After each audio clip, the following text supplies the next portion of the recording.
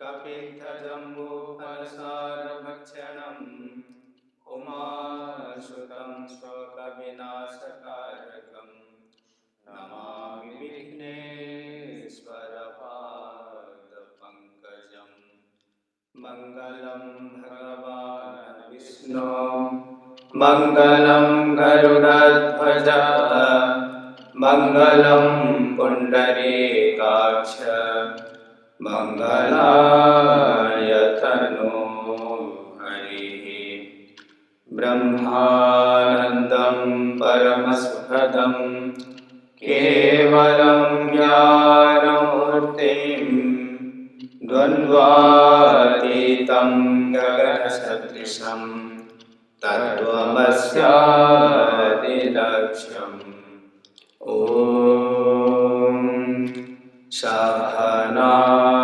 भवतु सहनौ भुनक्तु सह वीर्यं करवावहै तेजस्विनावधीतमस्तु मा विद्विषावहै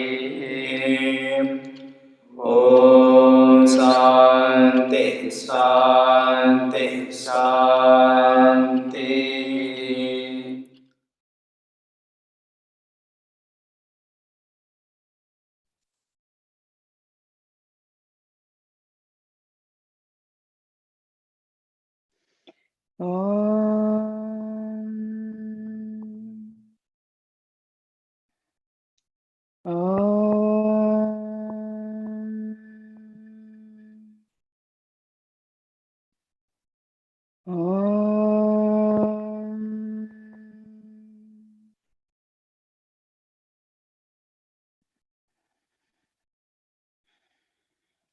Getting comfortable for meditation.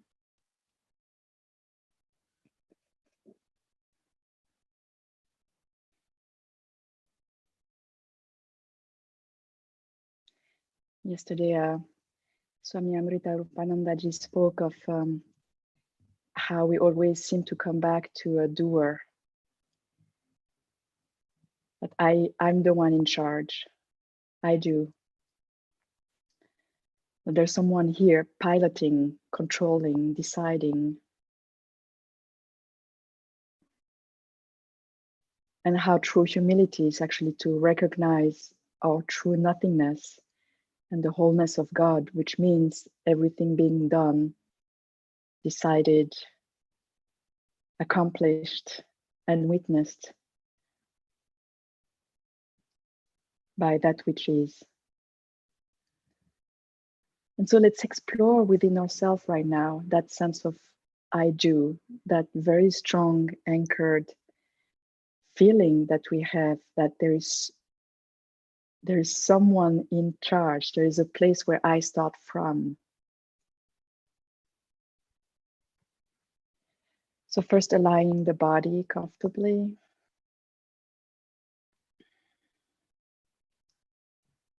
Feeling the connection with the ground.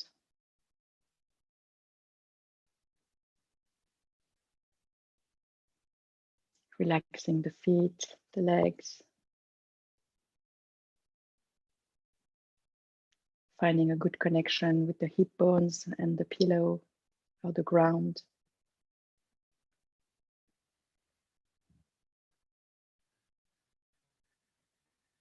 And with this connection with the ground, feeling a sense of solidity, tranquility.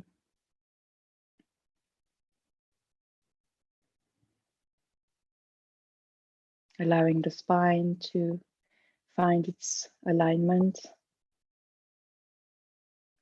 Keeping it flexible, light.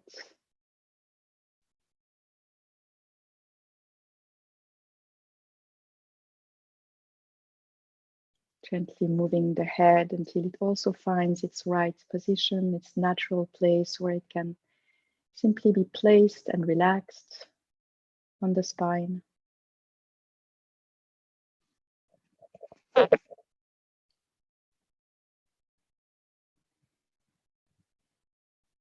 Relaxing the face. the eyes, the lids,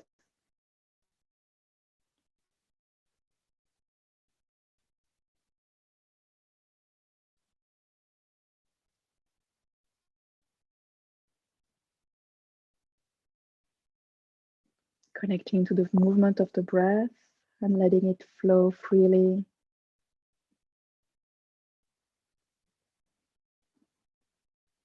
Noticing if some area of the breath is being limited. Can the ribs open freely? Is the belly relaxed?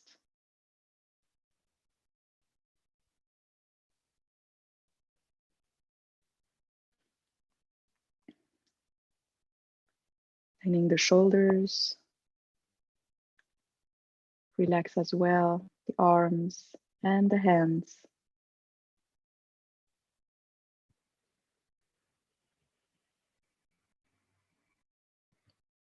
Feeling the weight of the hands and the gentle pull of the arms on the shoulders that are being slightly more relaxed.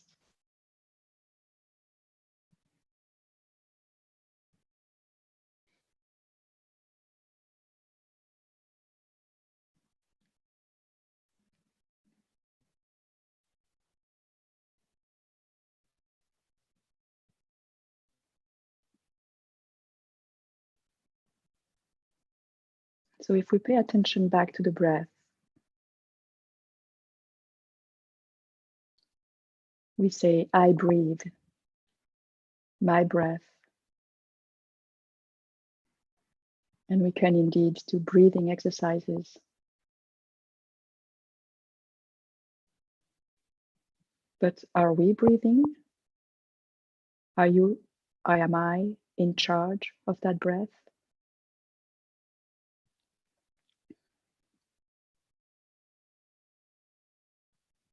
Whether we are aware of it or not, it breathes.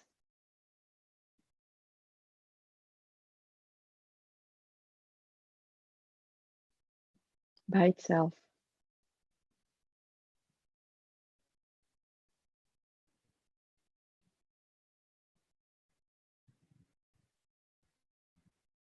At the end of the exhale, are we doing anything so that a new inhale starts?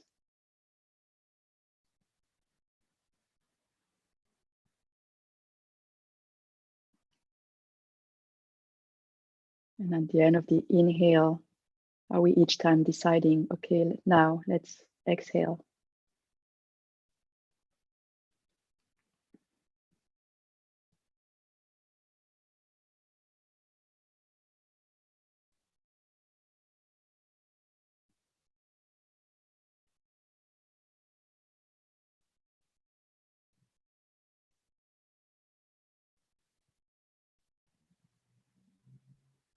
There's a perfect movement of the breath.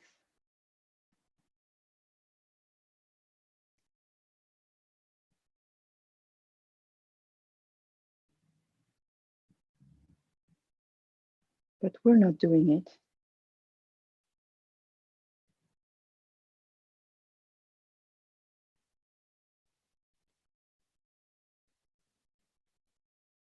We're not doing it, and we completely trust it. None of us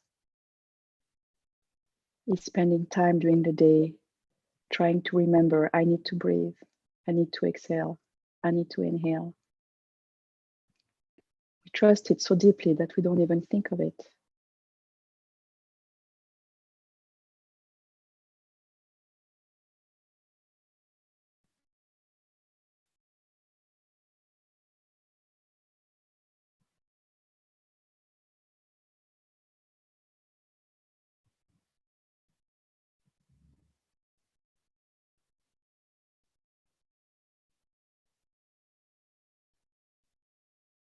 Heart is beating, blood is circulating, cells are dividing. Billions of movements are happening now to maintain the harmony and the life of the body. We call it my body, but are we in charge?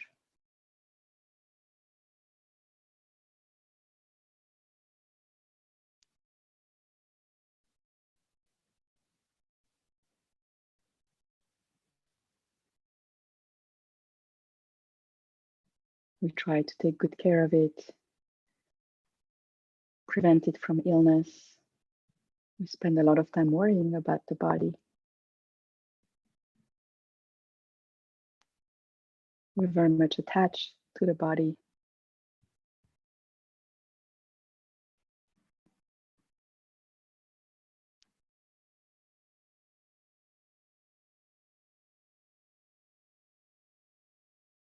How is it to see it as an incredible gift? Every moment given freely, beyond our control, beyond our grasping.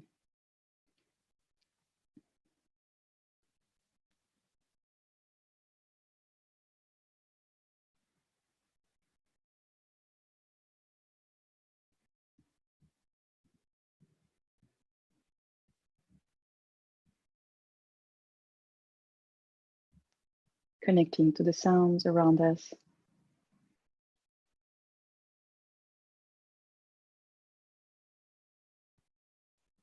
Listening without grabbing. Just letting the sounds flow by.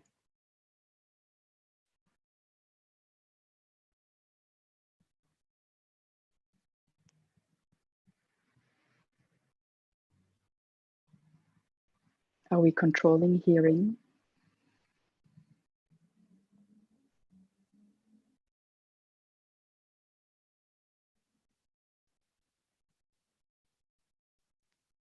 Or are we just receiving sounds and the ability to hear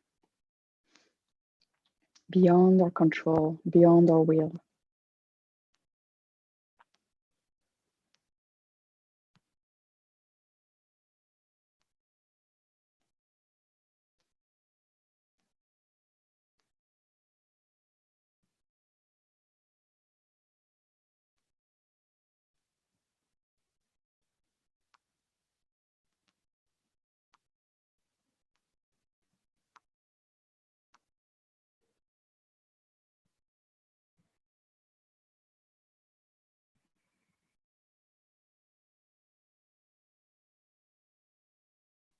And then if we bring our attention to our thoughts,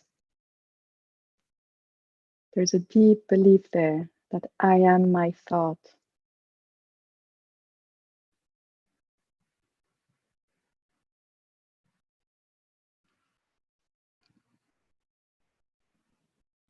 If I have good thought, I'm a good person. If I have bad thought, I'm a bad person.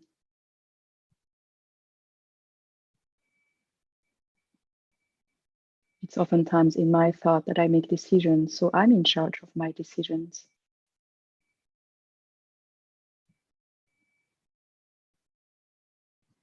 But let's look right where a thought arises.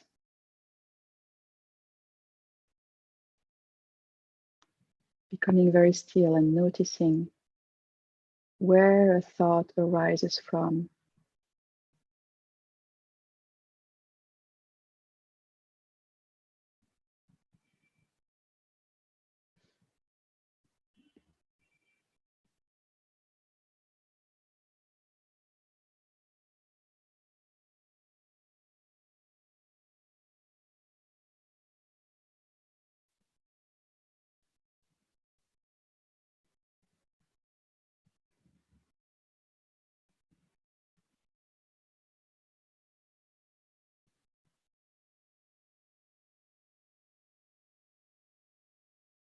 Right there, a complete mystery.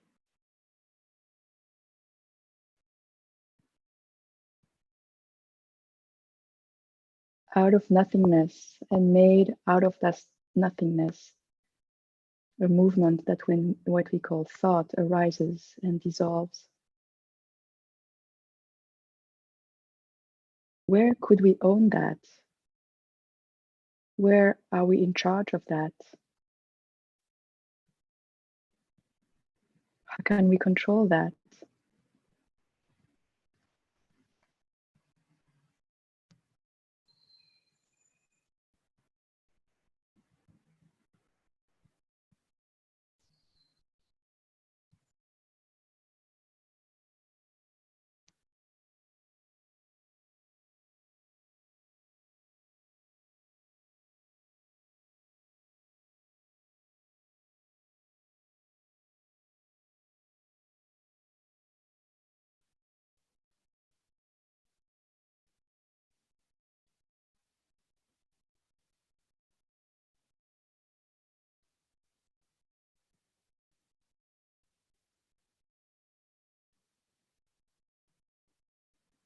There is a will. All of this is happening,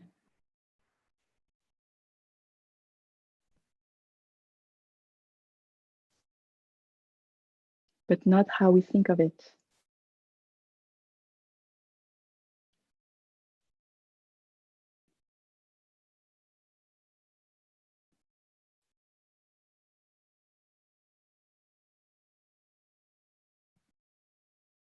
It's the will we discover when we deeply surrender.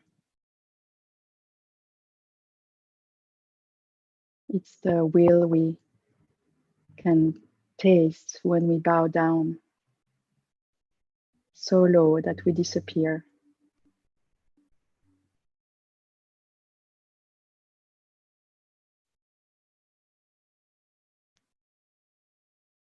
And then it shines, that will without intent, that will beyond our mind.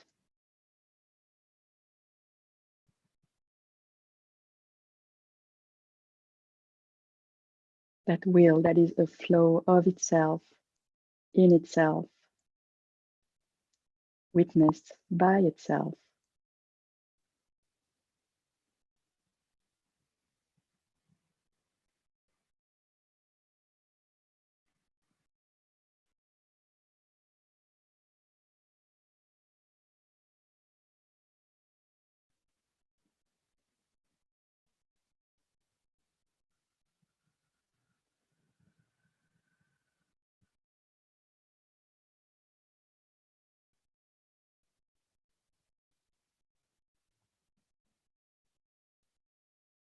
As we continue to practice in silence, one can either stay with the beginning experience, which is to go back to the arising of breath or the arising of a thought, and remaining at that level of simple awe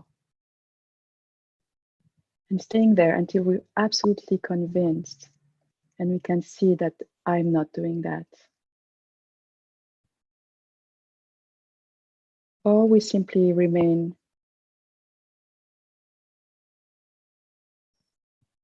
in that deep surrender, made of joy and awe,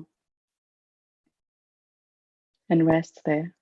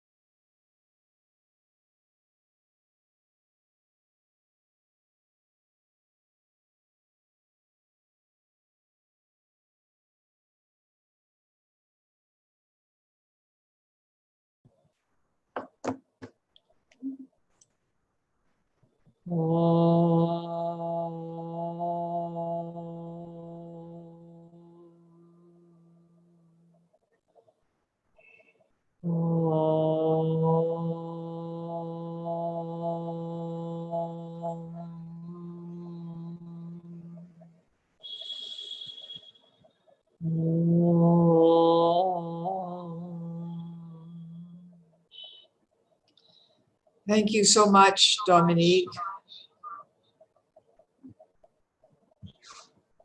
Welcome to all of you who are joining for our session today morning. This morning, in our first session, sorry, there's some echo. I'm trying to get rid of it. This morning, we'll be playing a video from Swami Atmaswarupananda. As I mentioned to you before, it is the last talk that he gave for the Christmas retreat in December 2015. By the next year, he had passed on, or achieved Mahasamadhi, as they say in India. And so anyways, we welcome you all. I'm very happy. And at 11:30, Gopi will be speaking. And in addition to that, you'll remember that Dominique and I will be answering some of the questions we have received in the discussion group at 3 o'clock to 4 o'clock. So if you have any questions for us, we already have some. If you have any more, please send them through the questionnaire on our website, and we'll do our best to answer. And if there's time and you want to ask questions through chat during that time, we'll also try and manage that as well. So again, welcome. We're very happy to see you all. Hari Om Tat Sat.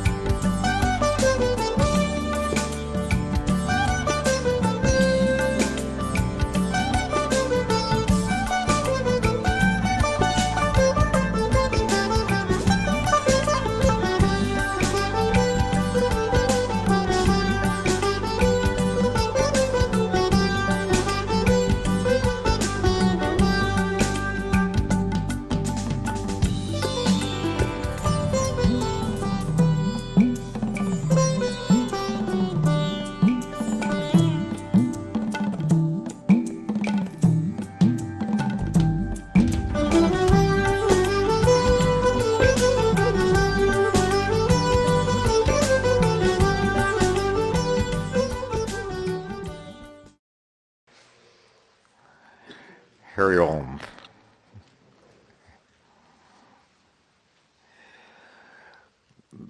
There's one rule of public speaking. You don't start off with an apology. I'm breaking the rules. I'm sorry not to have been with you this week. But it was common sense, so it's good to use common sense. At least I'm here today, which I might not have been if I'd tried to do more. But I'm hearing some good news about the retreat, especially from some who've been here before, and they seem very happy. So that's good news. The basis of the retreat for the last 10 years has been the theme. It has tied the speakers together. It's given them a focus. And it's avoided them giving old speeches once again. It's a challenge. And so the total has been more than the parts. And I'm told that this year has been not only no exception, but it's been somewhat special. And so instead of having my talk theme-oriented,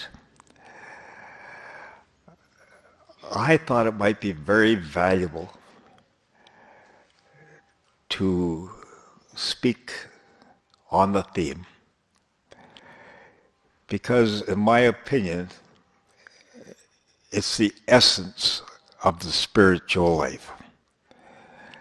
If you get it, you understand the spiritual life. And surely that is one of our great challenges. After all, is there anything that there's been more books written about, more speeches or sermons given on, than on the spiritual life? And yet, who understands it? Who feels it? I've got it. Now I understand what it's all about. Or if we do say it, a month later we're saying something else. So let us explore it together and see if there isn't something extremely simple that a child can understand. In fact, in a slightly different context, Jesus said, unless you become like a little child, you can't enter the kingdom of heaven. So where did this year's theme come from? Well, I think you all know that many years ago, when we had been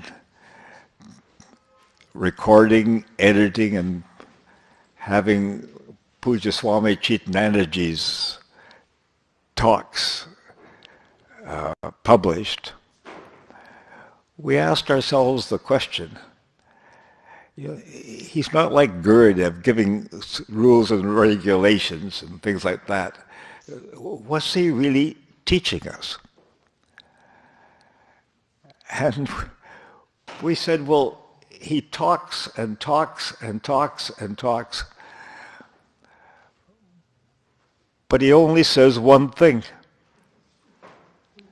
He only tells us one thing. You are divine. You are divine. It just comes out every second word, everything is only to tell us that. And why do we have to be continuously told that? Because no matter how often we're told,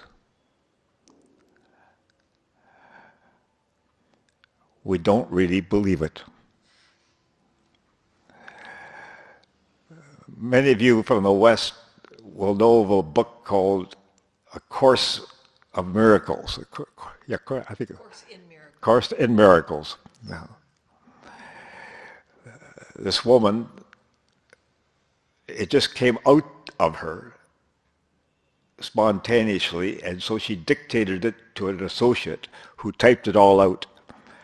And it's a very excellent, it's a scripture. It's a scripture. And so later on, when this book had become very successful, this woman was at a meeting one time, and she was quite high-strung, apparently.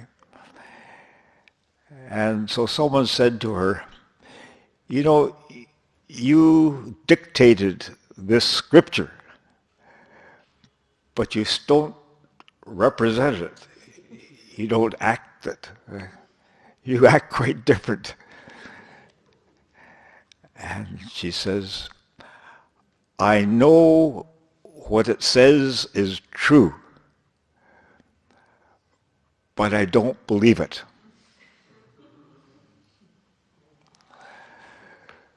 So, especially for those of us who have been associated with the Eastern teachings for a number of years, I don't think we doubt the truth of the fundamental of the scriptures, which is simply God alone is. Or, put more interestingly, here in India, Brahman alone is, and then seemingly superfluously, they add the words without a second. Without a second. Brahman alone is without a second.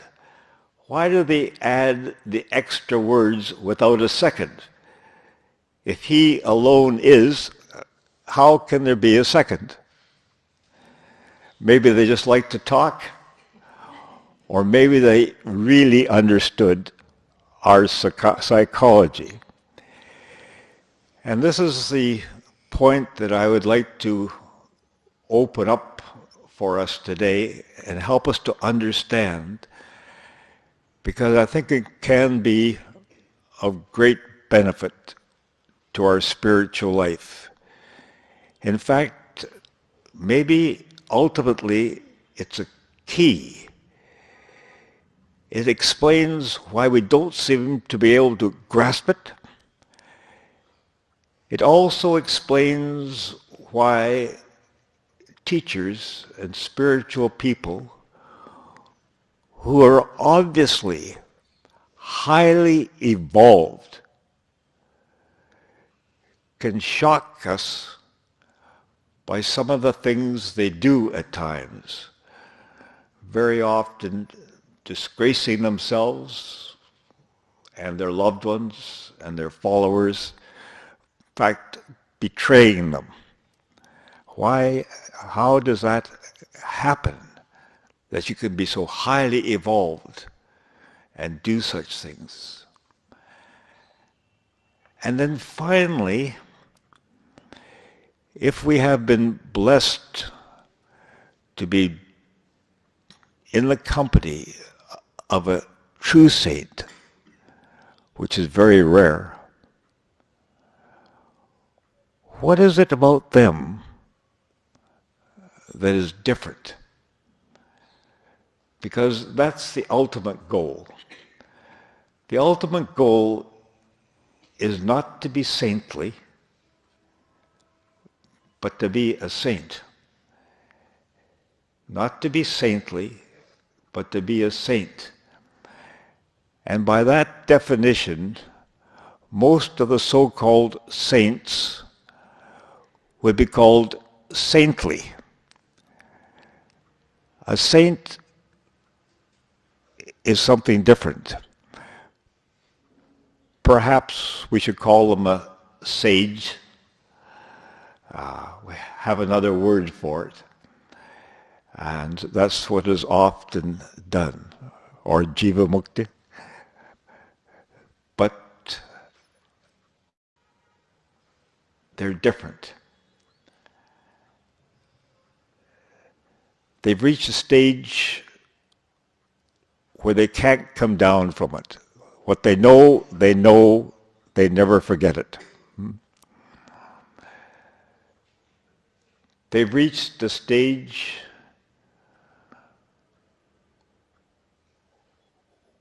where if you're sensitive to it, you know there is something different about them.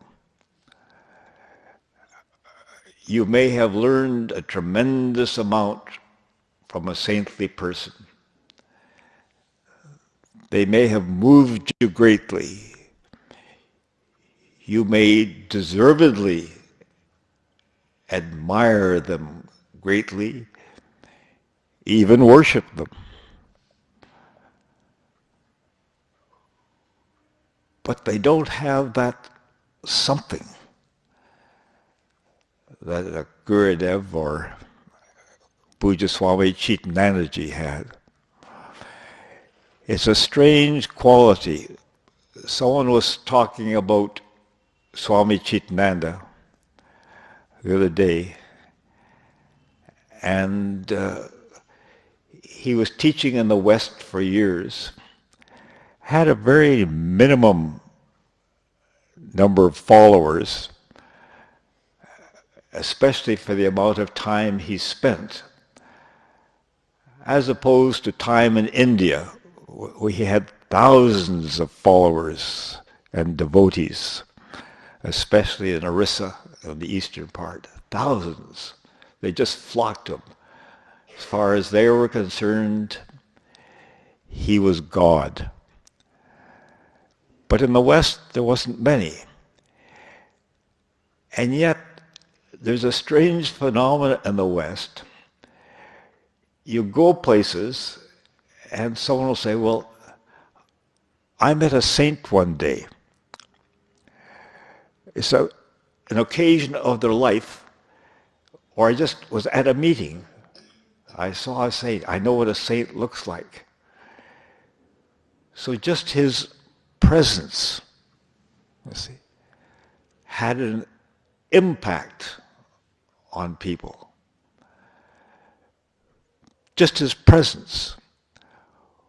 Whereas a saintly person, they have their impact on us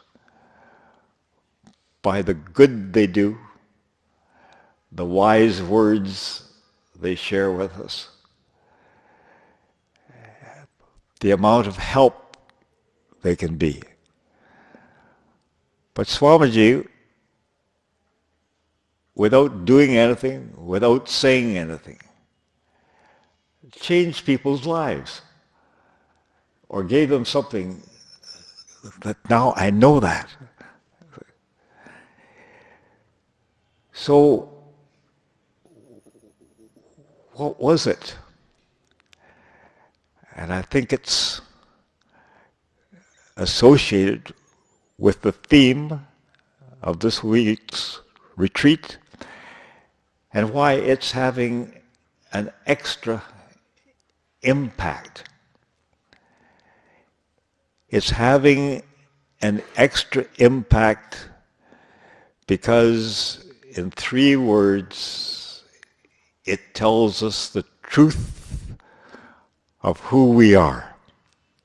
It goes right to the heart of it, past the words, past the concepts, and goes right into our being, and something we don't know inside is responding. That's the secret. You see, when we say we're seekers after the truth, we have to seek with our minds. And what do minds seek for? They seek for objects. I, the subject, want to know the object.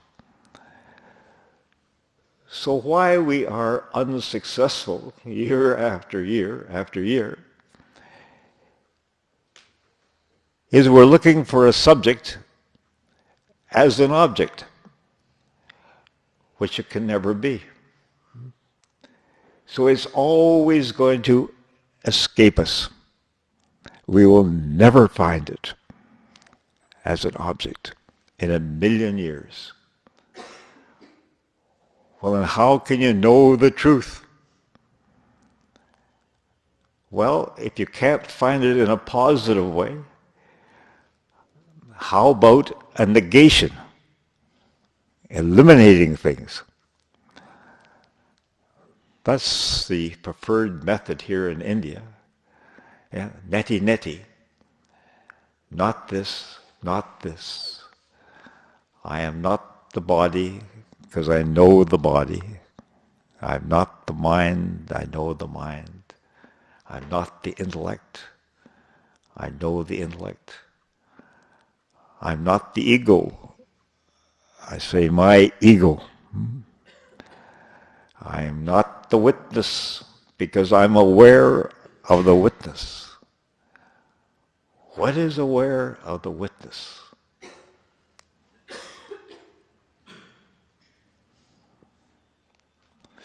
And that's just the beginning, that question. That is not the answer. What's the answer? You are right now sitting here. Ramana Maharshi used to say to the people sitting in front of him, you're all realized. They, of course, would argue, you are Bhagwan, not us. You see, that's the problem. You don't believe it. That's the problem. You don't believe it. Why don't you believe it? Why don't we not believe it? Because we're not childlike enough yet. We thought that all our spiritual practices were to make us wise, make us bigger than we are now. What about if it's to eliminate everything else so that we radiate and even discover what we've always been, what the saints see in us? I find it almost impossible to speak about Swamiji. Every time they ask me to do something like that, I say, I can't. But I do have one story I love to tell. When he was on his second world tour, I took him and Swami Vimalananda, who was Nagarajan at that time, on a tour of the interior of British Columbia, Canada.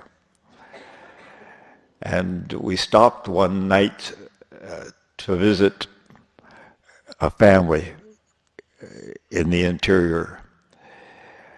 And there was a newborn baby on the floor, like India, on the carpet. So as soon as we went into the room, Nagarajan and I, we went to sit down. Swamiji dropped on his knees in front of the baby, He just loved the thing like that. And then he got up with the most beautiful smile on his face. And he said, a newborn child is pure divinity. So if any one of us had been that newborn child, that's what he would have said about us.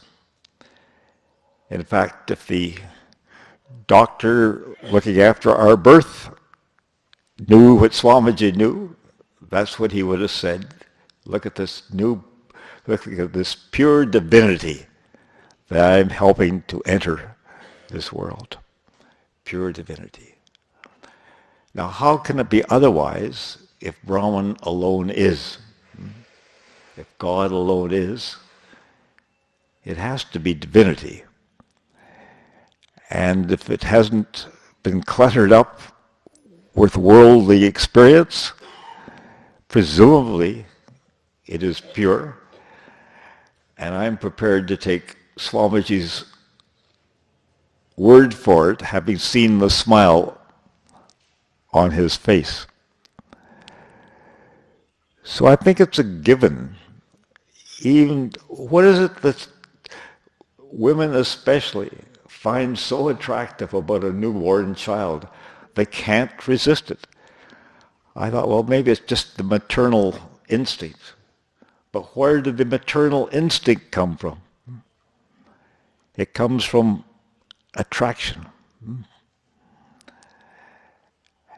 So it is the pure born, it's the pure divinity that attracts us to all things. Why do we enjoy taking a walk in the woods? Because it's pure divinity with no ego. We respond to divinity. That's what attracts us, because that's what we are.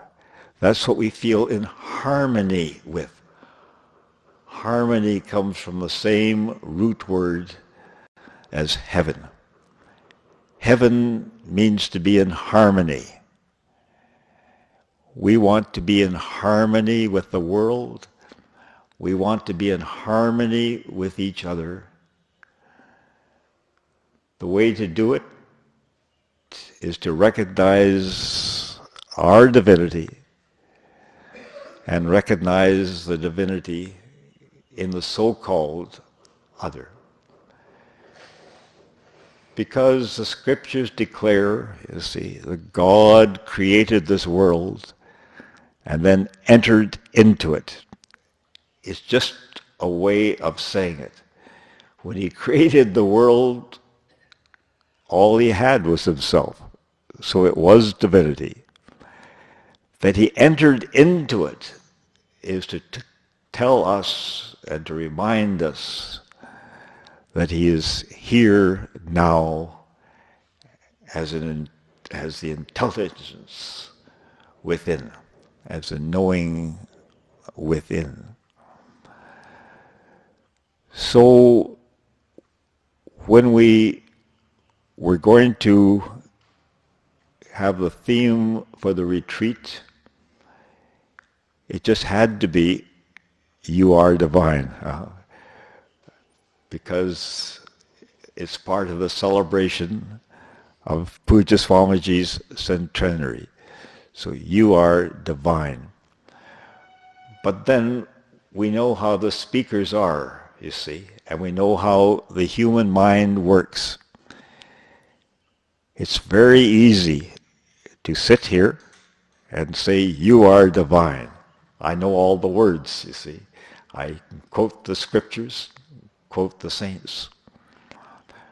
But when I say we are divine, then I've got to commit myself. Otherwise I'm a phony. You see. So I may still be a phony, but at least there's a call to be real, to be genuine. And this is our fundamental problem. We're not real. We're not genuine. Oh, we are relatively speaking. Otherwise, it's not likely we would be here. But to be real, in the real sense, means that it is our experience that Brahman alone is, without a second. Because we are that.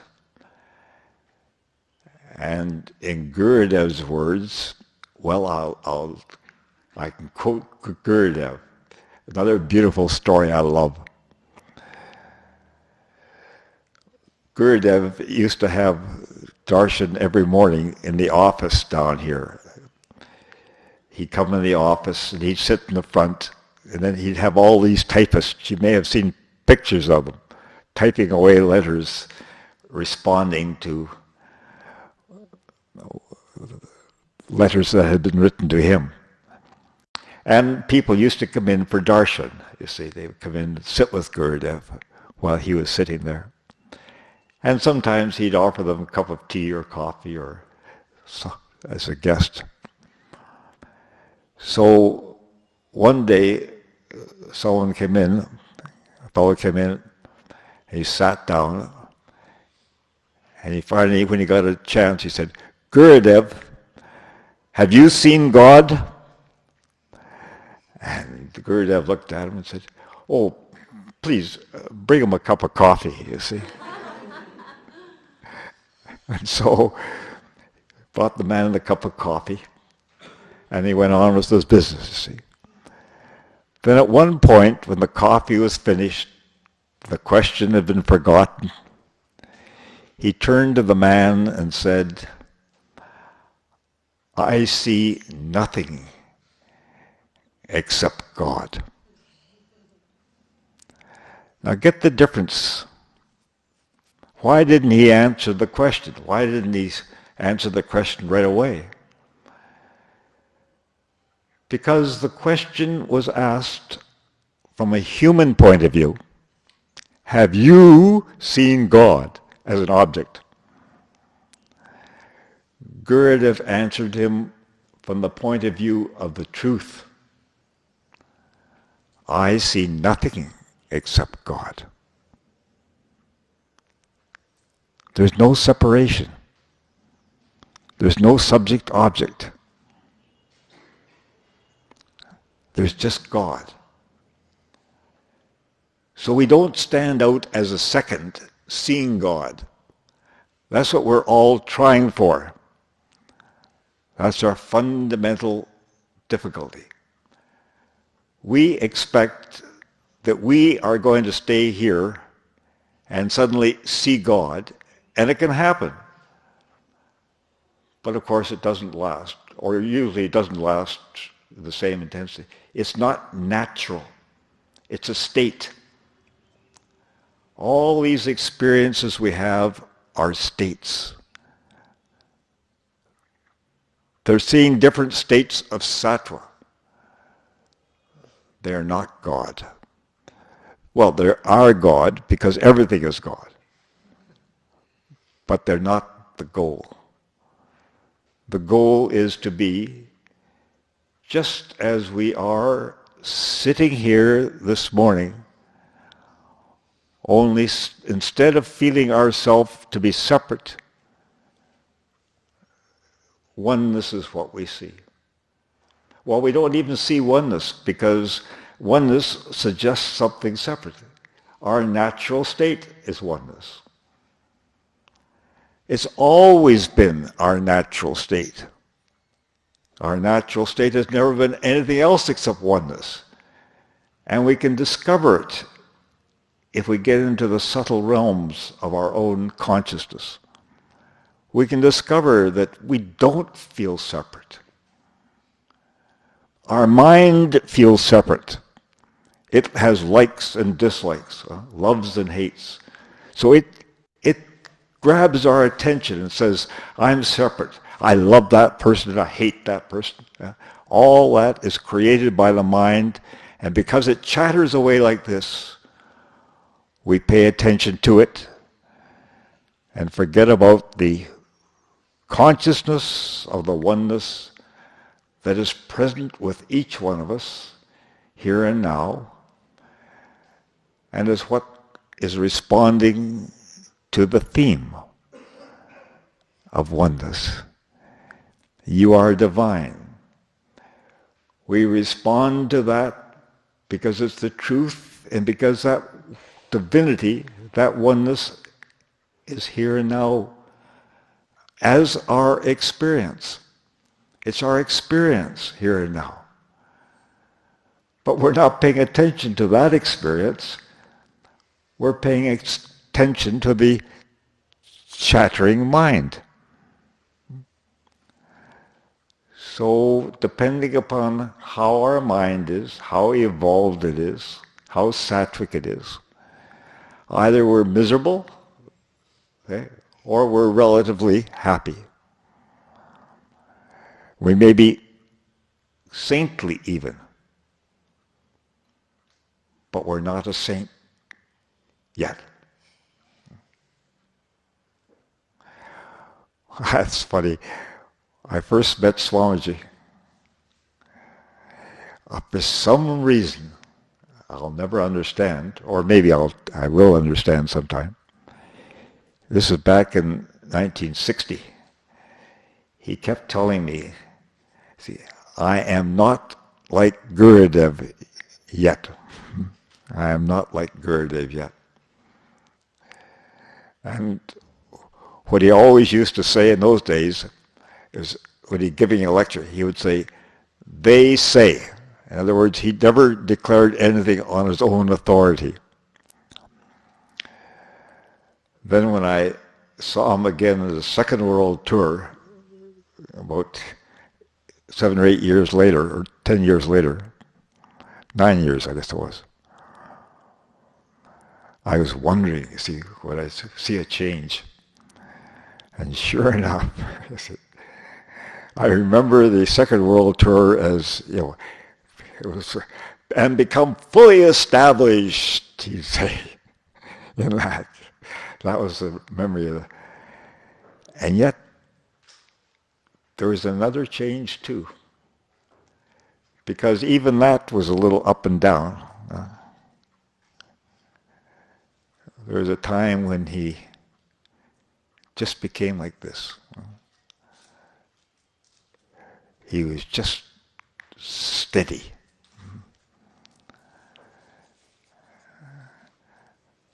That's our goal. That's the you are divine that he wants each one of us to recognize and to realize. So at Navaratri, it's a 9-day celebration. It comes every fall. It's September, October. 3 days are dedicated to the goddess Kali. 3 days to Lakshmi, and 3 days to Saraswati. Kali, she gets rid of the dirt. Lakshmi, she gets rid of the tossing of the mind. And Saraswati, she clears up the confusion in the mind. But then, interestingly enough, there's a 10th day that's outside of time, outside of numbers. Numbers go to 1 to 9. 10. That's Vijay Dasami, the 10th day, the day of victory. So even beyond Saraswati, who pierces the veil so we can see.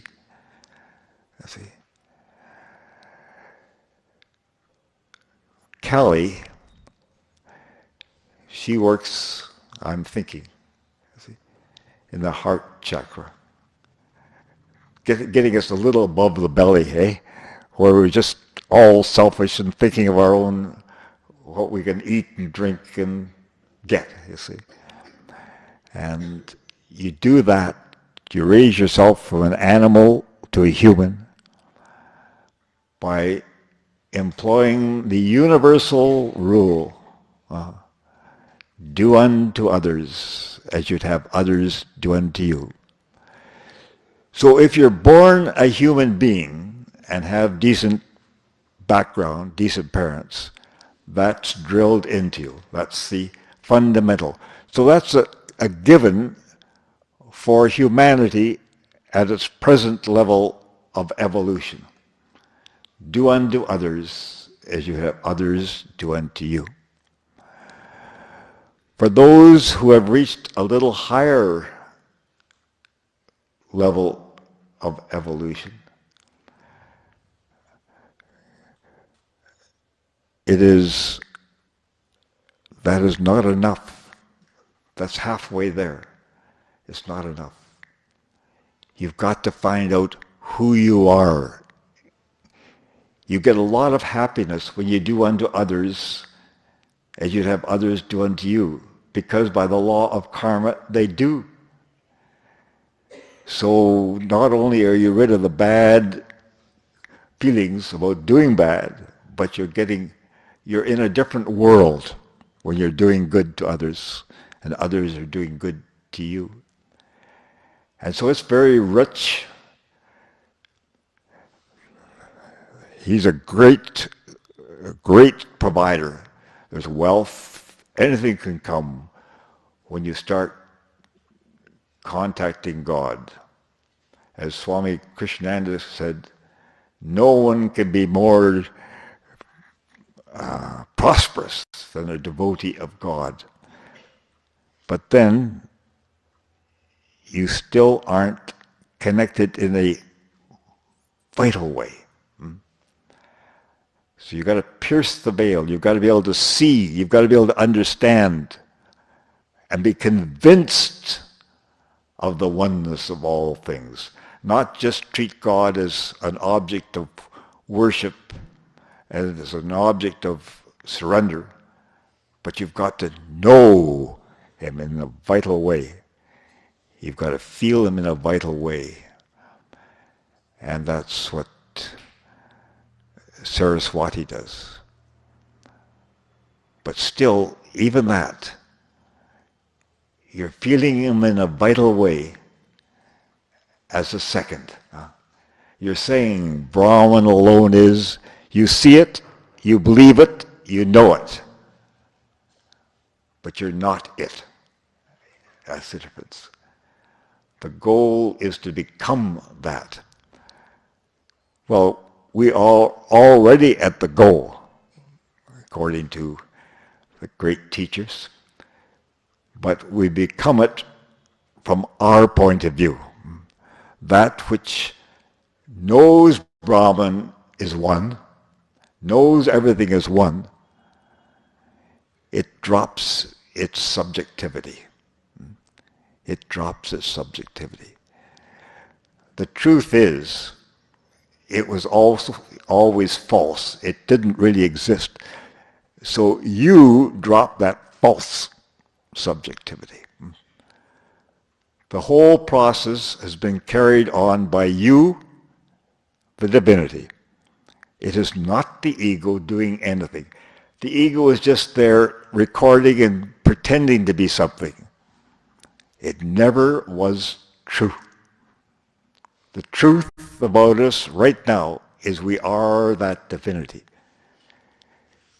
Our sadhana, therefore, shouldn't be changed, but the underlying understanding and purpose of our sadhana has to change.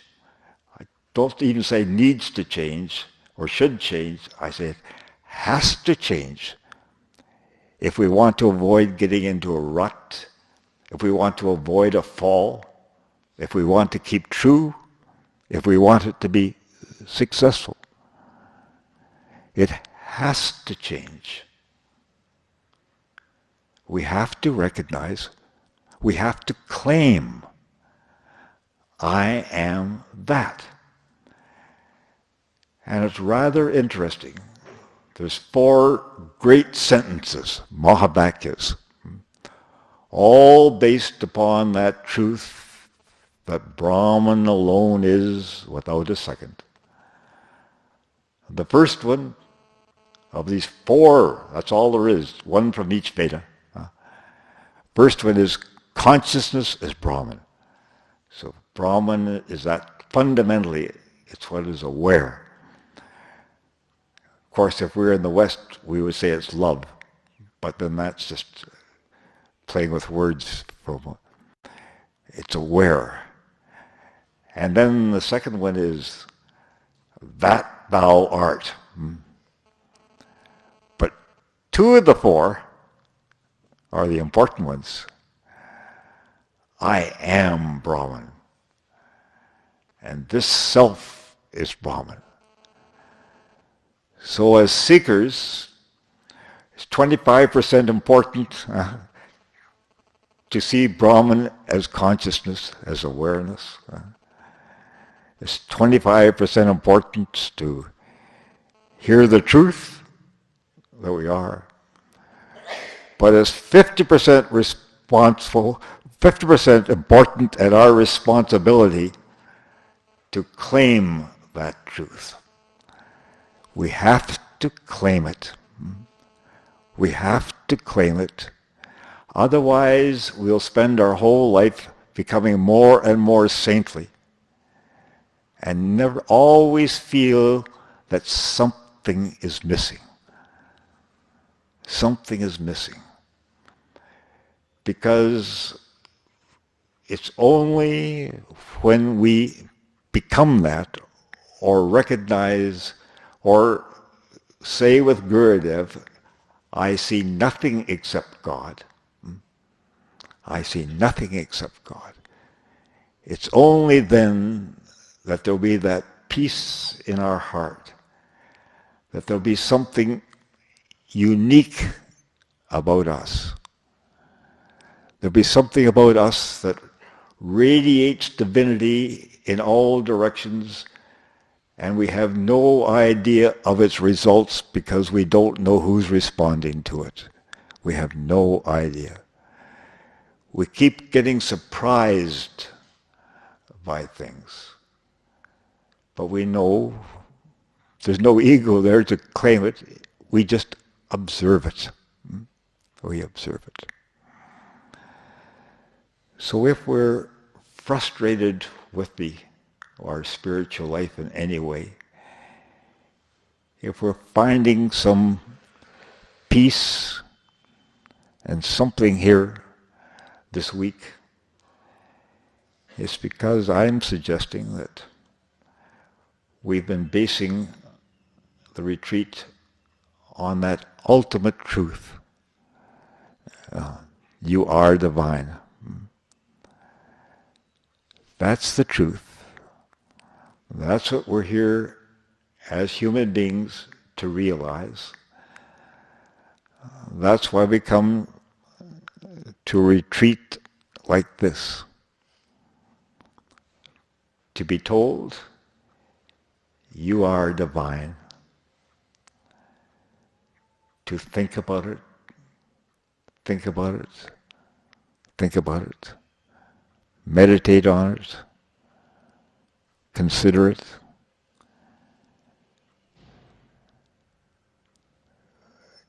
Increase the sattva.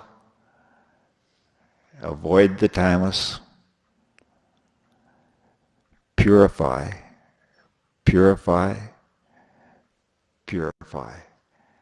It's just a matter of be good, do good. When people see that slogan or motto of Gurudev's, be good, do good, they say, oh, I know all that. I want the yoga. No, that's the yoga. Be good, do good. Be good, do good, like a little child.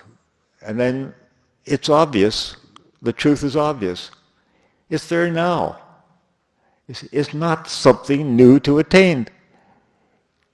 It's present right now. We just have to gradually get rid of the things that are not in accordance with it. Could it be simpler? Could we be more blessed I remember one time I used to study a bit of Krishnamurti, and someone asked him a question. How can anybody understand what you're saying? He says, oh, I don't expect them to. It's not for people who can't understand.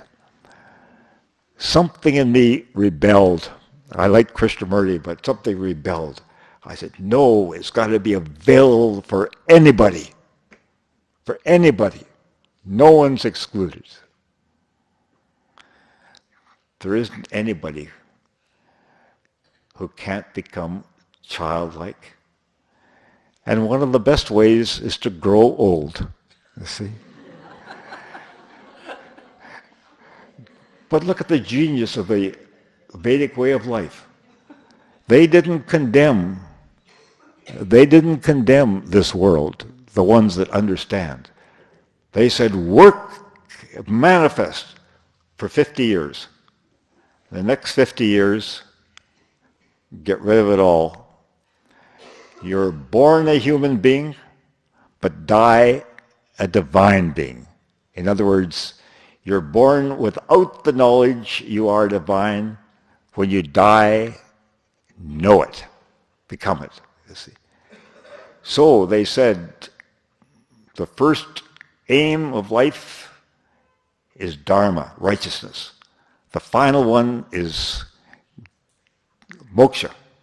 But in between, earn money, enjoy legitimate desires. Live fully. That's the real teaching here. Live fully for 50 years. That's all you're good for anyways.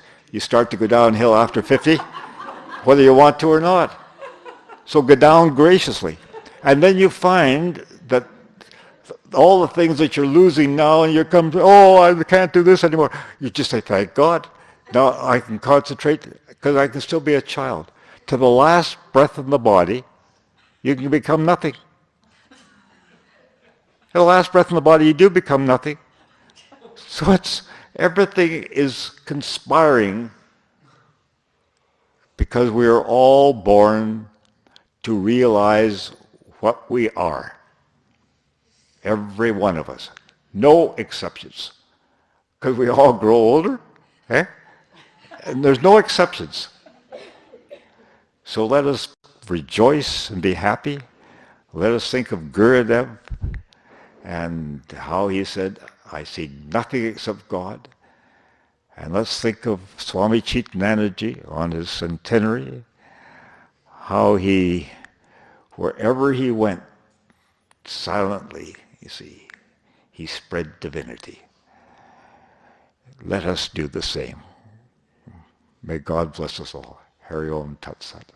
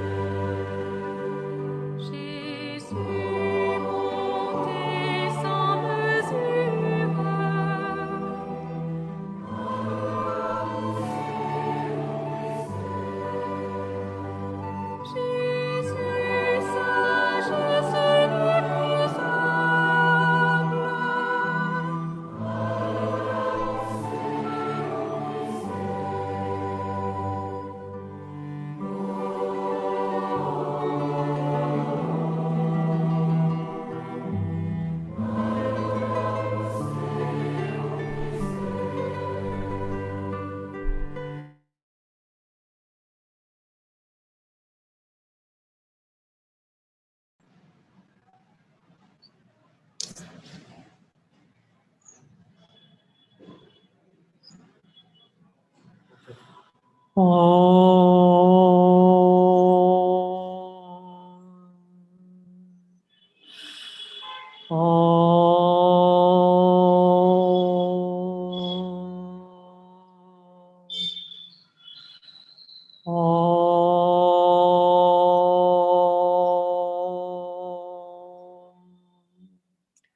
we're very happy to welcome Gopiji back to give his talk today. Welcome, Gopiji. Thank you so much for coming. Thank you, Mataji.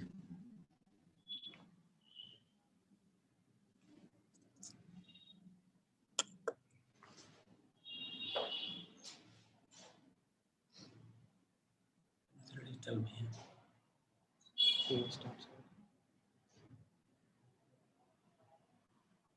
Welcome, everyone. It's a most wonderful day here. Sun is shining. And today is a special day. It is the birthday of Bhagavan Dattatreya. Morning, I went to the temple and Gurudev Samadhi Mandir, and I prayed to Gurudev and Dattatreya Bhagavan on behalf of all of us. I sought their gracious blessings upon all of us, so as we don't have any more sufferings and challenges in our life. And we should be happy, and we should be lifted up, and we should find ourselves at their holy feet wherever they are. This much only we know about that.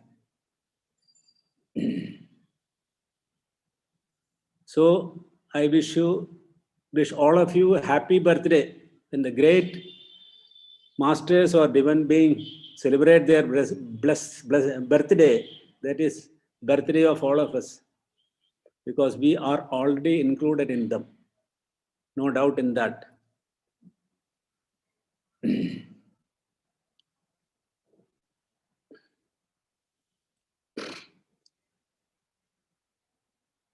Today, I have one or two questions. I don't know whether to start with that, because we did not plan any question answer session. When the time comes, I think I'll look into that. So let us think about something, how we can be free from everything. That's what everybody wants. Nobody wants to undergo suffering, but everybody wants to enjoy things. These two are different phases of our life, like day and night. Day and night together make a day. So likewise, sorrow, suffering, one side, and enjoyment, happiness, that is other side of it. How we can avoid one side and cling to other one? Is it possible?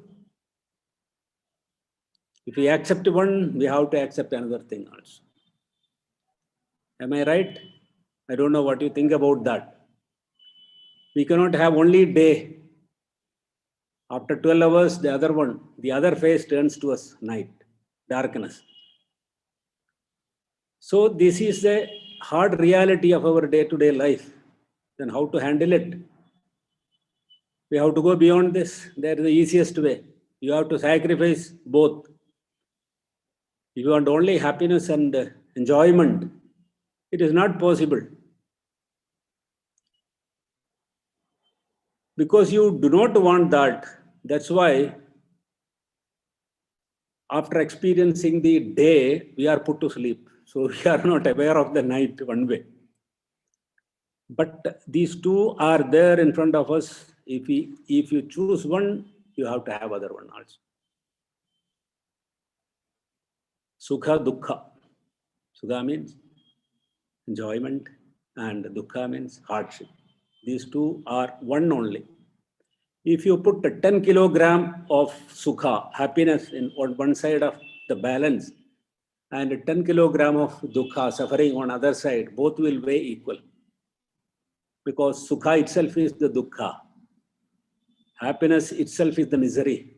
Happiness of this world itself is the misery. One may be the seed of other. That is the only difference. The great sage Ashtavakra, you might have heard about that, said, "Oh, my dear child, if you seek liberation, treat the objects of enjoyment as poison." Vishayana Vishavatyaja. Vishayan means objects of enjoyment. Treat them as poison. Don't accept it. Reject that outrightly. And commentators upon that told, objects of enjoyment are more dangerous than the poison, because poison has to enter into our blood system, then only the fatal result will appear. Whereas the objects of enjoyment, they say, from distance they can kill us. If you see some beautiful things and if you are attracted towards that, that object actually pulls you. From distance itself, it can harm us. That's what they say. So, through our 5 sense organs and 5 organs of action, we are always attacked by this. So, if we are not careful, we will be caught up in this. So, we will never be out of this. Sukha and dukkha, suffering and enjoyment. We have accepted this as the way of life.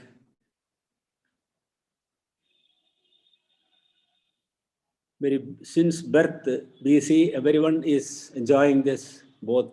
So suffering and enjoyment is part of life. We accept it. So it is not a new thing for us. If we are able to adjust with that, no harm. But you should not complain that I am suffering, I don't want to suffering. Why? You have accepted it. That's why.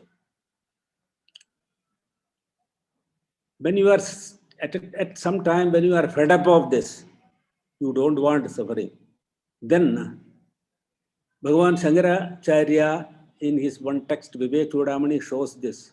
How a man who has done with, he doesn't want to. He feels as if he is a worm fallen on a hot stove. What will be its condition? So he approaches a master and falls at his feet and weeps like a child. Oh Lord, save me, protect me from this. I do not want. I feel like a worm fallen on a hot stove. Protect me, save me. You know what master tells them? Oh, my dear child, nothing has happened to you. Nothing has happened to you. Calm down.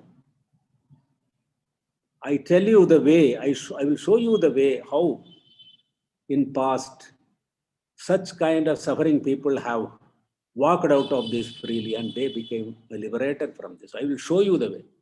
He did not say that I will liberate you. He said, I'll show you the way. Calm down. So such kind of inspiration, such kind of a desire to come out of the suffering should sprout from our heart. Then only we will approach somebody for this. That is called vairagya and discrimination. These 2 things, when we have, then only this kind of thought will arise in us. Otherwise, we'll continue. Same kind of life we lead day after day till the end comes. And we call it a life. It is not a life. It has been given to us for a special purpose. We forgot that. We do not know how to proceed with. So we just take it for granted. This is the life. It is not the life. By grace of God, somehow we have flocked around the Gurudev's holy feet. Then you understand how fortunate we are. Three things are very rare in this world. Shankaracharya told, 3 things are very, very rare. Only by grace of God it is available to us. Durlabham trayameva ida devanugrahedugam manushyatvam mumukshutvam mahapurusha samshaya. He says 3 things are durlabha, it's very rare. only by grace of God it is available to few people. That is Manushyatva, a human body. That is an outward meaning to that word, Manushyatva. We all got that. We took birth as a human being, we think. So there is the one aspect. The next one is Mumukshutva, intense longing for liberation. From this suffering, we cannot leave enjoyment, because that also you have to add with suffering. Enjoyment is also a kind of suffering. Many of us do not know that, because that is the seed of suffering. Because we enjoy, we have to suffer. So, that is the second thing. What is that? Mumukshutva. Oh, I want to come out of this. Intense longing, Mumukshutva. Then the third thing is Manushyatva, Mumukshutvam, Mahapurusha Samshaya. Protecting care or grace of a great master. That already we got now. So you look back, whether you have this human body, whether you have a intense longing for liberation, and you are protected by a great master. If these three things are there, you are the blessed one. I think we all have that already. But one clarification I want to give you on this Manushyatva, the human body. Actually, it doesn't mean human body. There is no rarity of that. Every day, so many human children are taking birth. Then what is the rarity in that? It could be the humanness in a human body. It's a rarity. I hope you understand that. All kind of wild animals you find in the guise of a human body. So, humanness is a rarity. If you have that, wonderful. Otherwise, we can develop that humanness. So these three things, by the grace of God, we have that, I hope. Then everything is very easy.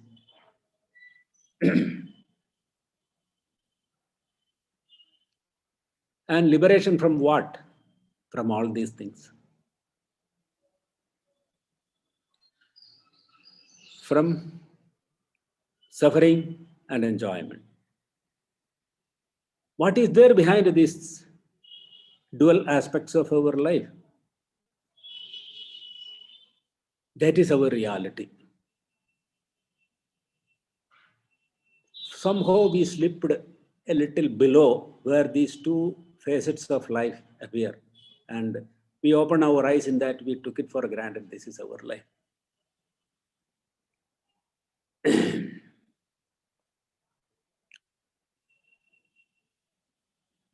Recently, our President Swamiji sent a New Year greeting, Christmas and New Year greeting to many people. In that, he has quoted, I just remember that, one quote of Swami Shivananda, Gurudev. He said,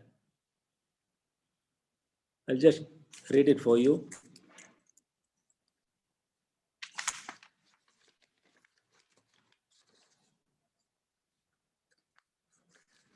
There is no greatest blunder than mistaking unreal for real.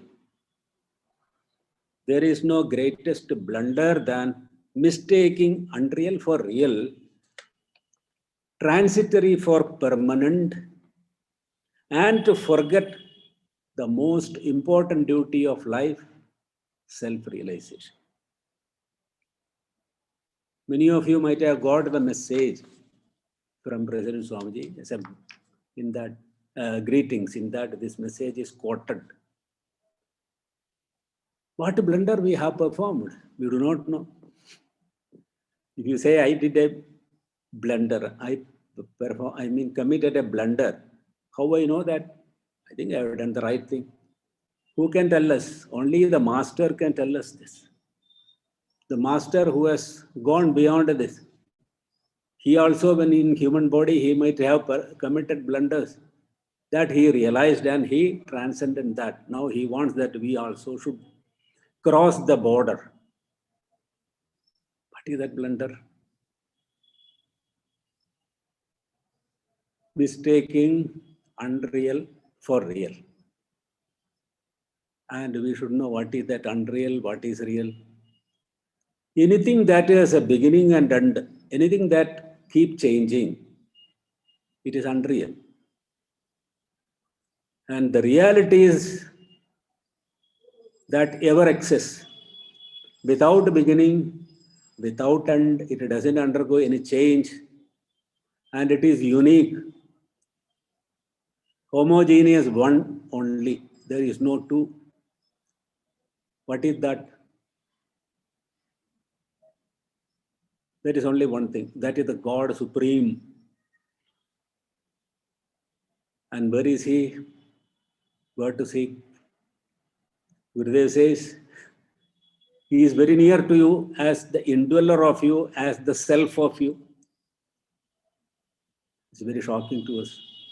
That reality as myself. In me is He living. That means He has encroached my personality. Somewhere in Europe, I heard somebody first time read Bhagavad Gita. In that, Bhagavan Krishna, Lord Krishna says, I am the indweller of all beings. He was shocked to hear, what is this? In me, somebody has already encroached and put his ownership. How it's possible? He thought it may be some mafia. Maybe modern technology has gone to that extent. Anybody can penetrate in you and encroach you. Something like that, he started thinking.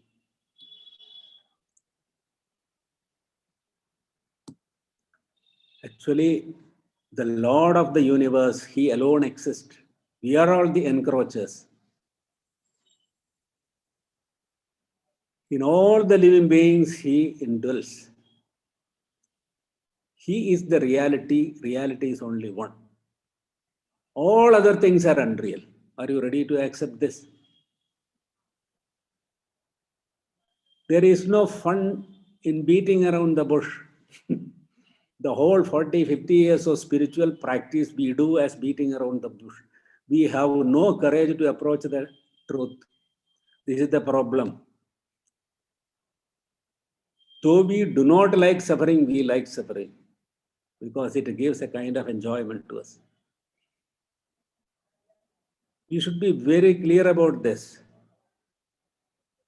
Discriminate reality and unreality, then you will know. Shankaracharya puts these words, discrimination means Brahma Satyam Jagat Mithya.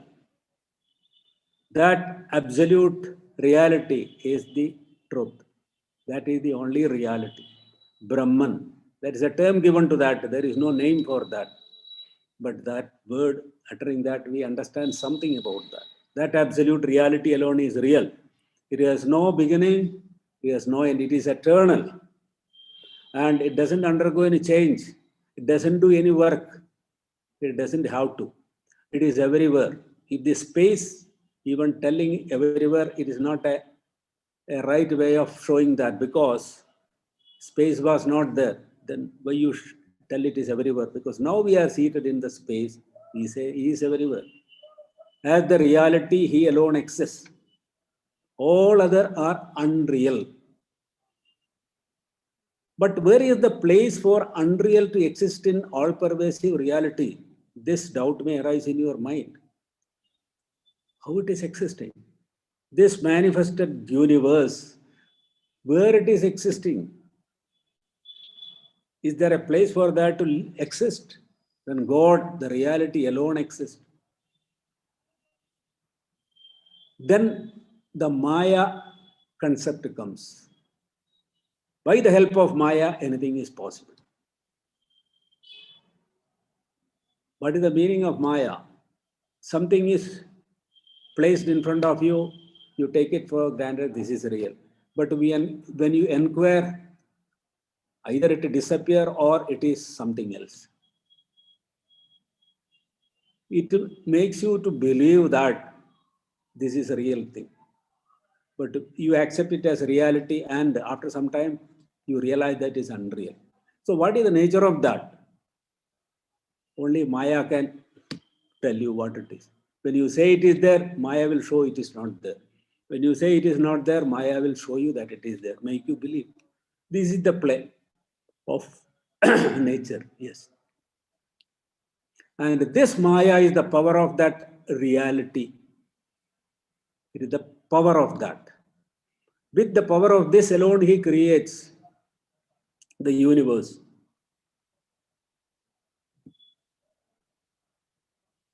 Otherwise, he cannot create anything. When the creation starts, all this play starts here. We are part of that. We are caught up in that. Maybe because why all these things are created, there is a branch of philosophy which tells that the Lord, as he is all alone, he thought, I am alone. Oh, I want to appear as many. And but for what purpose? I want to play. They say Leela. Leela means just for play. And now, if we believe in that, so his game is going on. And who are we? We are all the characters playing in the drama. Who has brought us here? His Maya has brought us here. The deluding power has brought us here. For his enjoyment, just take it for granted. Because there is a branch of philosophy saying like this. It is for the sake of his fun, he has created this. And what is the nature of all of us? We see that today we are here, next day we do not know where we are. So if you are fed up with this play, then you seek liberation. You should have that much dispassion. I am fed up with this, I want to go beyond this. Then certainly you will merge in the Lord, and from there you will know, look back, then you will also start enjoying this drama. Because just look at it. Somebody has made a program, a big drama with so many characters playing in that. Each one has a character. Okay.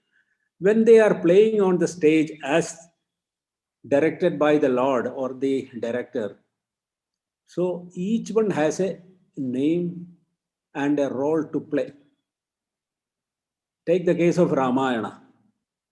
Ramayana drama is being enacted, and one character plays the role of Rama, another as a Ravana. Now the fight is going on, the war between Rama and Ravana.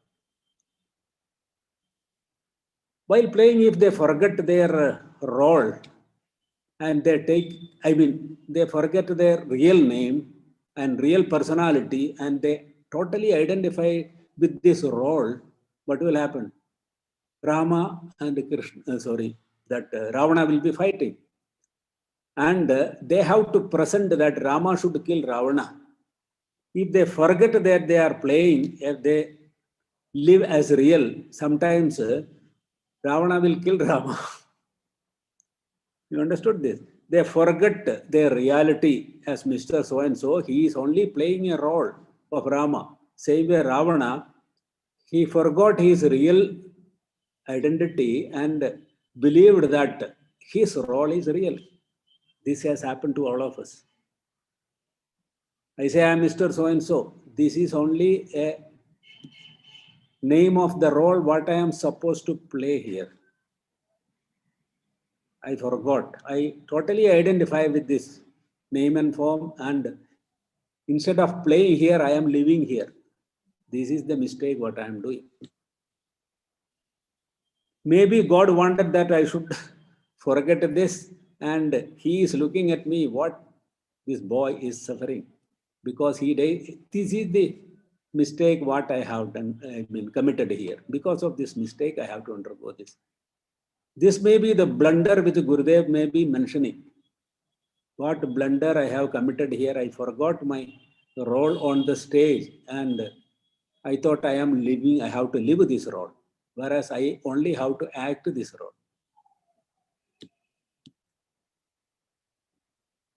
If I act this role, I can play it beautifully. There won't be any problem. I have no suffering. I have no challenge.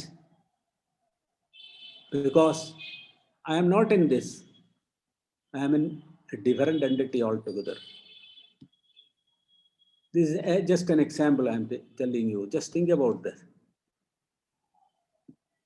We have totally identified with this. Why I tell you, what you call about your body, you call it my body, my senses, my understanding, my mind, everything you accept as a different entity. That's why you call it as mine, my body. If it is body, is you yourself, you will never call it as my body. You will say myself. But look at everything, even the subtlest thing, your emotions, your knowledge, your understanding, everything you call it as my understanding, my knowledge. So that shows you are apart from this. That itself is a proof that you are entirely different entity. Nothing of this. Why we are clinging to this? Anything happens to this body, immediately you say, I'm suffering. It is not your thing. Another man is suffering, you are not suffering because you have not identified with him. You only have identified with this. This way, when we think we have committed some blunder, what Gurudev is telling, this could be the one blunder. For that, we are suffering. This we should understand. How we can understand this? It is not easy. Even Lord Krishna told Arjuna, if you want this knowledge, approach a masked master who is liberated, who is living as the knower of self, like our Gurudev, and who is well versed in the scripture and who is Brahman itself. We approach him in humbleness, fall at his feet, serve him. When he is seated comfortably, ask him questions, he will tell you. Then alone we will liberate ourselves from all these bondages. Intellectually, you may grasp it by reading the text and things like that. It is not sufficient. But that is the first step. Jnadum drashtum cha tattvena. Even Gita, Bhagavan shows it. First you have to know it. Jnadum means first intellectually you should know it. Then you have to see that through your inner eye. How it's possible? You have to meditate over that. Then this is the thing. Jnadum drashtum. Then you have to enter into that. Tattvena praveshtum cha. Tattva shabda, tattva. That is, you might have heard about tattvamasi. Tattva. Tattva. That means that and you. Then alone you know there is no that and you separate. When that and that alone is there, where is place for you? Wrongly, you have assumed a personal existence apart from that. This will disappear. Then what is this ego here, emphasizing every moment? That is only a reflection of that on the mind. When mind is not there, that reflection disappears. Keep a bowl full of water, you can find the reflection of the sun in that. Empty out the water, where is the reflection? So, when the mind is totally purified, it is as good as no mind. In that you will recognize that real self. Without a reflection, because when the mind is totally pure, the reality will fully reveal in that. A pure mind is as good as no mind. In pure mind, that he will reflect fully. He will be revealed fully well, which you can. Then what will be your understanding? That is myself. I am Brahman, Aham Brahmasmi. This kind of revelation will come then. Oh, till now I was thinking I was a separate entity and I had all kind of desires, because when that infinite entity has identified with a small body, naturally all other things are out of that and it will desire to possess that. But when this ignorance is removed, your identity is now revealed. Is there a place for any kind of desire? Because you fill the whole universe, if the universe is there at that time. No more desires.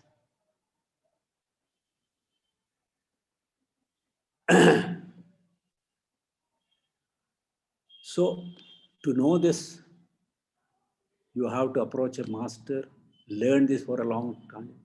Because hearing this, we may think that, oh, I understood. Is it that? No, it's not so. We fall into a lot of pitfalls by that.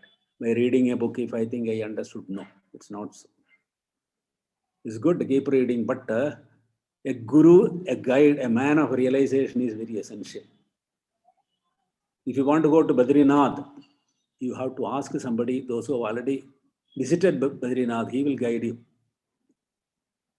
So a guru is essential. In day-to-day life, we approach so many gurus. When you go to school, kindergarten first, there is a guru to teach you. Since then, even at home, mother is the first guru. You cannot deny that. So this way we need a guide, a perfect master. We are all fortunate we have our Gurudev here. And our Gurudev is special. Generally, and he told one thing, you remember, you might have heard about that. He said, if you take one step towards him, he comes running by 10 steps. He is already here. We only have to take one step towards that. He will come running from our heart by 10 steps. Now, excuse me, one or two questions are there. Actually, I did not want to attend these questions, but let us see.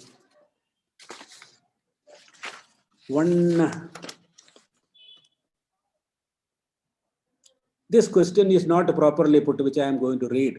I am Atman, true self, spark of Brahman, oblique God, so to speak, who made the decision that I, Sundari B, I think it is from a lady Sundari B, become a human incarnation. If Brahman wants to experience himself, things like that. So it is not put properly. Maybe she wants to know if I am Brahman or Atman, how I become a human being, who is responsible for that, and things like that. And who has created this universe for part purpose and things like that. And further, it is so many suggestions, whether it is like this or not. So I am not going to read that. So I think what we have discussed till now, it could be an answer to this. So I don't have to respond to this much, because whatever we have discussed, it fits in.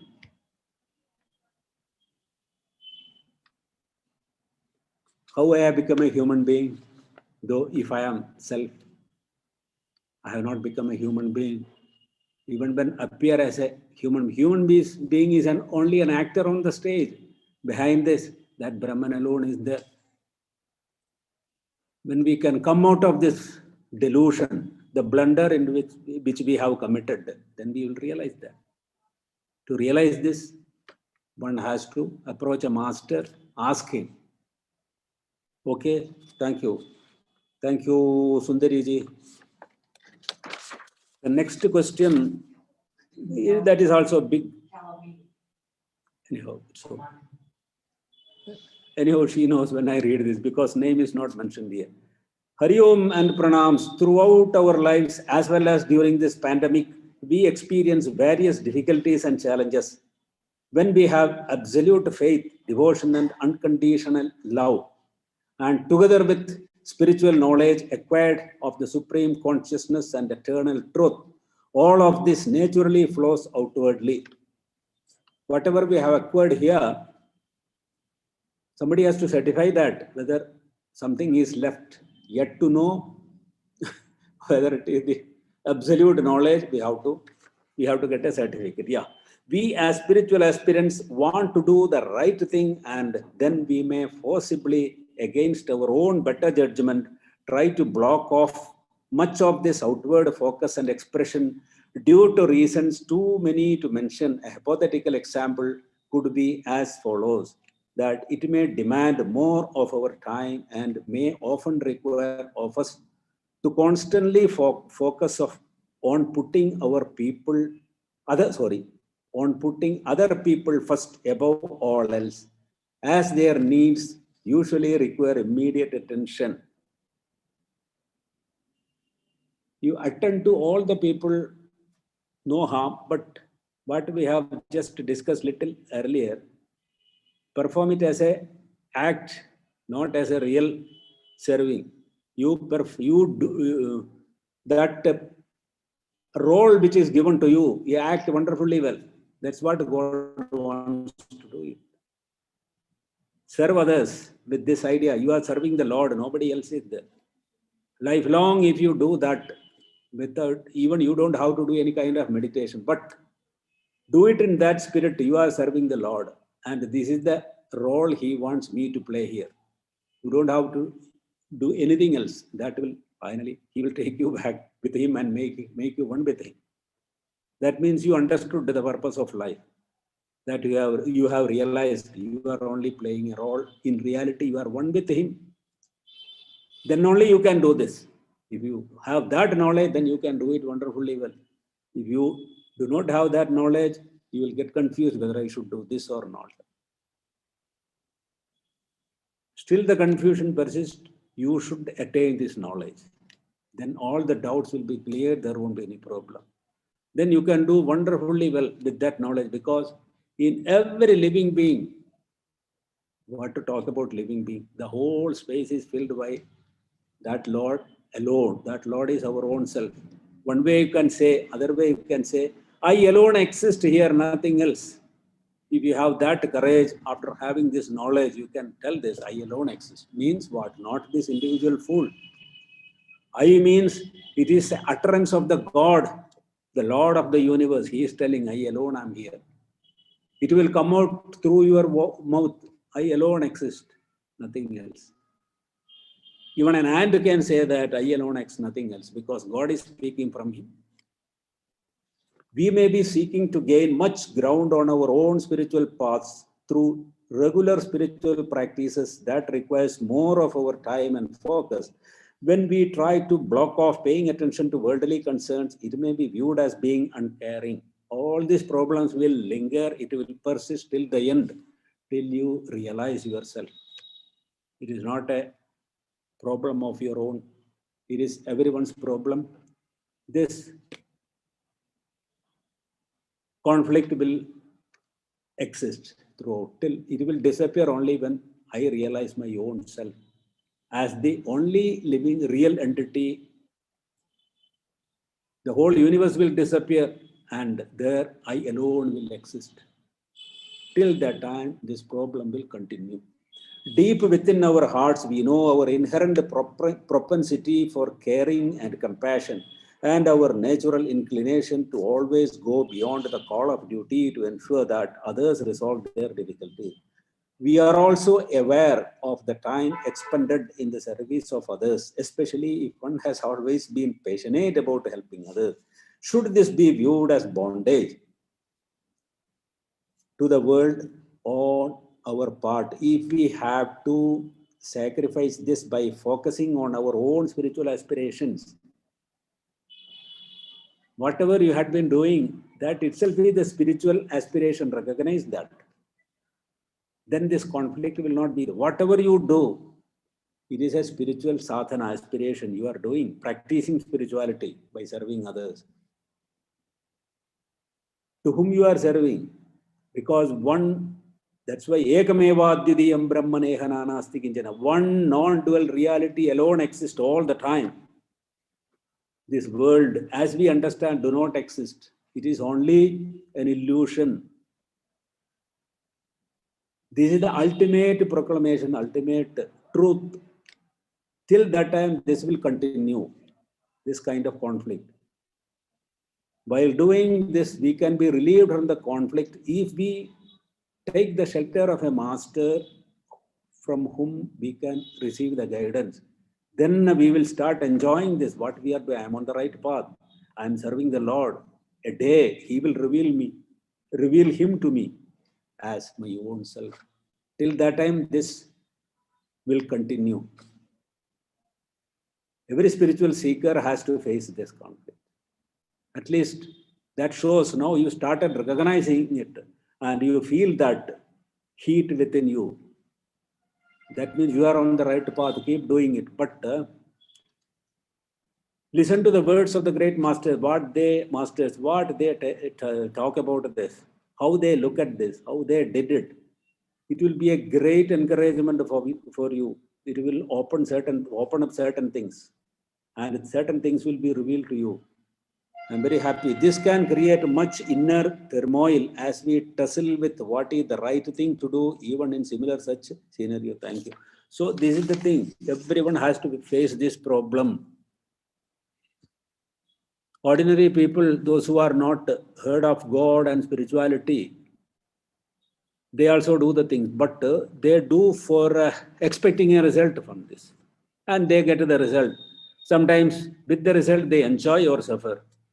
That is at the worldly level. But a spiritual seeker, this conflict is there always in him. Even in ashram, when we do certain things, whether I should do this thing, I am supposed to do japa, meditation, things like that. Here Gurudev said, every act is a worship of Lord. He alone is there. If you are taking care of a patient, patient is only an outer form, but within him, outer form is false. Within him, the reality, the Lord himself has come to take your service. Oh, he doesn't fall sick. He came taking the role of a patient to give you an opportunity to serve him so as he can one day reveal to you. This is the secret. In Vedanta, there are so many examples told. Gold and ornaments. You go to a jewelry shop to buy something. He shows you so many things, necklaces, bangles, rings, and things like that. You are only seeing necklaces, bangles, earrings, nose rings, things like that. You don't see the gold. Whereas gold alone is there. This outer appearance are unreal. Next day you buy, you take it to a goldsmith, he can change its shape and give you. But gold never undergoes any change. Only the outer appearance undergoes change. Likewise, the patient who is in front of you, the outer appearance, that instant it is a patient. It has been created for you to serve him so as God can bless you, enter, reveal to you, or come to you. That never undergoes change. That reality of the universe, God, absolute, it doesn't undergo any change. All our outer appearances, it keeps changing. It changes according to the need of you. Otherwise, what is needed for you that time, such kind of appearance come to you and you interact with them. You get some lesson out of that. This is the way. So, listen to the words of great masters. They will guide you. Keep reading Gurudev and don't stop this. You are on the right path. Serve others. Gurudev said, serve others, but try to see God in him. You cannot see God in him because our attention is on the outer appearance, on the form only. Form is unreal. Form means form, name and form. Whatever name and forms are there in this world, they are unreal. Behind this, God and God alone is there. No doubt in that. Keep this, even though you are not convinced this is the truth, keep that and try to explore that. One day it will reveal to you. Thank you very much. It is time to disappear. I'm very happy. Day for yesterday, I could not talk to you properly. I was caught up with a little sickness. When I had a little cold water, I was actually shivering inside. Somehow I managed. Thank you very much. Wish you all the best. We all meet one day in Gurudev. Hari Om. Thank you so much, Gopi-ji, for a beautiful talk. And thank you also on behalf of the two questioners for answering Otherwise, I also their question. Yes, It's often. thank you. And we'll see you if it's optional. If anybody wants to come this afternoon at 3 o'clock, we'll see you later. Hari Om Tat Sat. Anything?